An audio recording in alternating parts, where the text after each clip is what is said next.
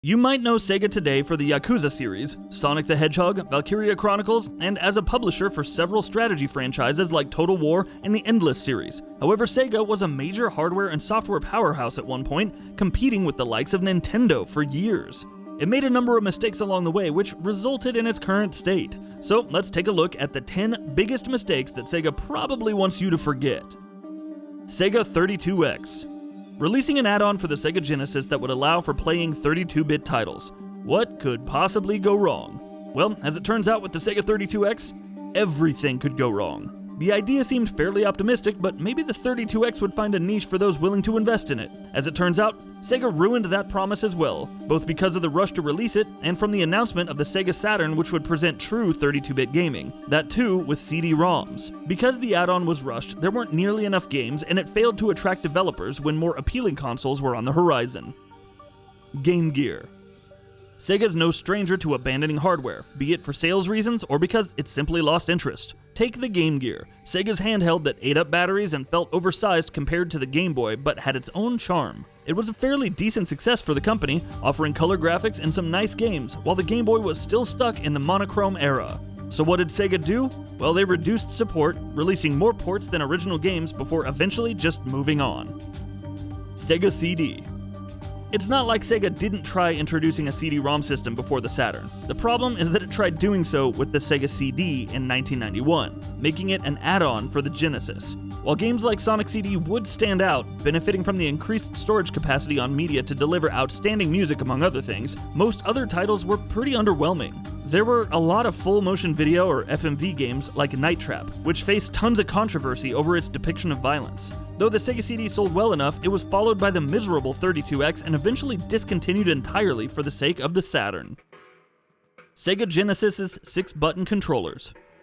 Releasing new controllers for the same system with added features and functions is nothing really new these days. Back in the day, however, it didn't make much sense to take a popular controller design and say, double the number of buttons it used, much less design games that only took advantage of this control scheme. Sega did just that though, and after the Genesis's classic 3-button controller, Sega eventually released a 6-button version. Unfortunately, it wasn't compatible with every game, even with the option to make it act like the standard 3-button controller, which made it an awkward accessory.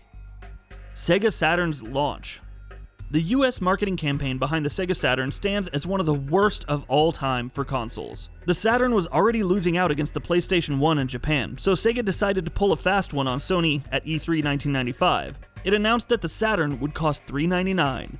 Also, it launched it then and there, a good 4 months earlier than the intended date. Hilariously, Sega failed to inform retailers, which left them scrambling for supplies. It also didn't help that Sony would subsequently announce at the very same show that the PlayStation 1 would cost only $299 in the US.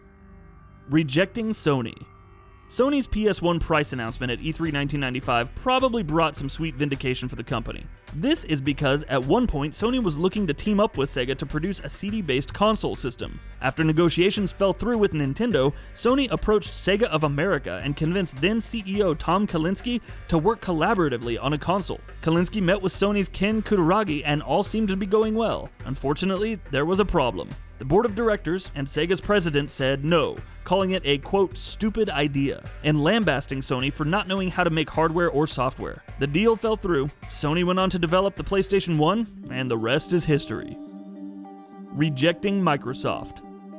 So you would think that Sega would have learned from its past dealings and actually sought to tie up with other major companies, especially given the failure of the 32X and the Saturn. Microsoft was interested in entering the business around that time, and though rejected by Nintendo and Sega, it would approach the latter again to develop the Dreamcast. Once again, Sega wasn't interested, and Microsoft would go on to develop the Xbox.